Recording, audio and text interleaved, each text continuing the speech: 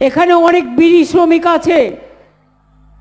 আমি একটা বিড়ি শ্রমিকদের জন্য জায়গা দেখে, একটু সময় লাগবে, কথাবার্তা বলছি, একটা ভালো বিড়ি শ্রমিকদের হাসপাতাল করতে চাই এবং সেটা সব কিছু ঠিকঠাক হয়ে গেলে, কাজ ঠিকমতো এগোলে আগামী 2 বছরের মধ্যেই আমি সেটা করে দেব। এর মধ্যে আপনারা মনে রাখবেন, সামাজিক সুরক্ষা আমরা করেছি বিনা পয়সায়। বিড়ি শ্রমিকরা তাদের নাম লেখাচ্ছেন, প্রভিডেন্ট ফান্ডের টাকা দিই, প্রিমিয়াম কিন্তু আপনাদের দিতে হয় না। সামাজিক সুরক্ষা নাম লেখাবেন, প্রিমিয়াম প্রভিডেন্ট ফান্ড আপনারা পান, ছেলে মেয়ের অসুখ হলে টাকা পান এবং মেয়ের বিয়েতেও পান। আমাদের যেমন রূপশ্রী আছে, বিড়ি শ্রমিকদেরও আছে। অনেক পরিযায়ী শ্রমিক আছেন যারা বাইরে কাজ করতে যান, তাদের জন্য আমরা একটা ওয়েবসাইট তৈরি করেছি যেখানে 28 লক্ষ পরিযায়ী শ্রমিক আছেন এবং তাদেরও আমরা নানাভাবে কাজে লাগাচ্ছি যারা কাজ করতে চাইছেন। আপনাদের জেলাতেও অনেক পরিযায়ী শ্রমিক আছে।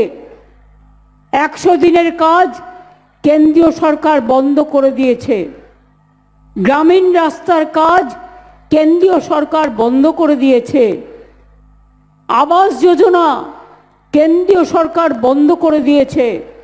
আমরা যতটুকু রাস্তা পারছি করতে, পথশ্রী পরিকল্পনার মধ্যে দিয়ে আমরা প্রায় লক্ষাধিক রাস্তা করে দিয়েছি গ্রামের। আরও আগামী দিন আমাদের করতে হবে। এছাড়াও আমি মনে করি যে 100 দিনের কাজ বন্ধ করে দিলেও যারা কাজ করেছিল টাকা পায়নি, দিল্লিতে গিয়ে আন্দোলন করেছিল বলে দিল্লি পুলিশ এসেছিল কদিন আগে, আপনারা অনেকে জানেন না। দিল্লি পুলিশ যারা ওখানে যন্তর মন্তরে, যেখানে সভা করা যায় একমাত্র জায়গা, সভা করতে গিয়েছিল বলে 100 দিনের কাজের দাবিতে টাকা দাও, তাদের সবাইকে দিল্লি পুলিশ এসেছিল নোটিশ পাঠাতে। আমরা বলেছি নোটিশ আমাদের দাও, আমরা দেখে নেব। আমাদের লোকেরা মিটিং করলে 144 ধারা মানুষের উন্নয়নের জন্য, আর তোমাদের লোকেরা গুন্ডামি করলে তার জন্য কত ধারা।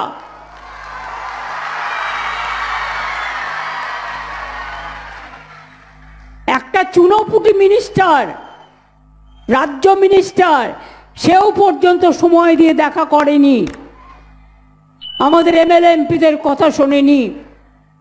এদের আবার বড় বড় কথা। আমি পরিষ্কার আপনাদের বলি, আমরা কিন্তু 4000 কোটি টাকার প্রায় রাস্তা তৈরি করে দিয়েছি শুধু এই জেলায়।